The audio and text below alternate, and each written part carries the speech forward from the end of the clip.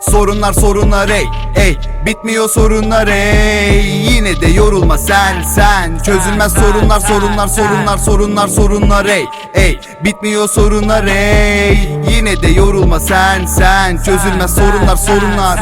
Hayatını kovalarsın elinde bir ganja, bakıyordum yoluma hep yeniden bir sarcam, atıyordu şeytan bana utanmadan kanca. İnan moruk ölene kadar oyunda kalacağım, soracak bana Tanrı neleri başardın. Tanrım yaşantımı görsen inan şaşardın. Lise yıllarında hip hop için ölüp koşardım, en iyi dostum dediğim aslında kaşardı. Silik bir tip hak tanımaz kimse, ama şimdi değiştiği mesaj dolu liste. Utanmasın biri olup hatunu kisle, emin olun son değil dansım sizle. Son değil evet bu bir başlangıç, toz raflara hayaller saklanmış. Old school'la yeniden paklanmış, kalbimin en derinine saplanmış. Sorunlar bitmiyor sorunlar yine de yorulma sen çözülmez sorunlar ey bitmiyor sorunlar yine de yorulma sen çözülmez sorunlar.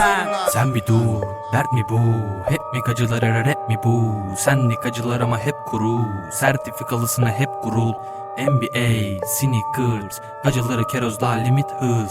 Bu sefer deniyoruz kim hızlı, farklı ama mantıklı. Aç bir kurt derim ama aç bir kurt değil. Aslansınız bize ama aslanı yerim. Rastasınız bize lakin rastasız gelin. Asasınız grit ula hasu siktirin.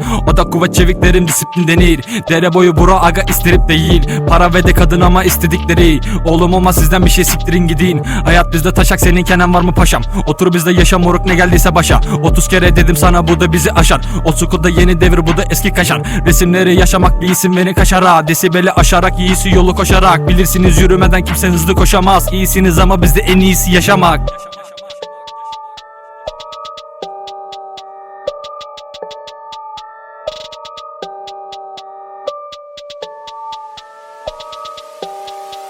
Bilirsiniz yürümeden kimse hızlı koşamaz. İyisiniz ama bizde en iyisi yaşamak. Sorunlar ey bitmiyor sorunlar yine de yorulma sen çözülmez sorunlar ey bitmiyor sorunlar yine de yorulma sen çözülmez sorunlar.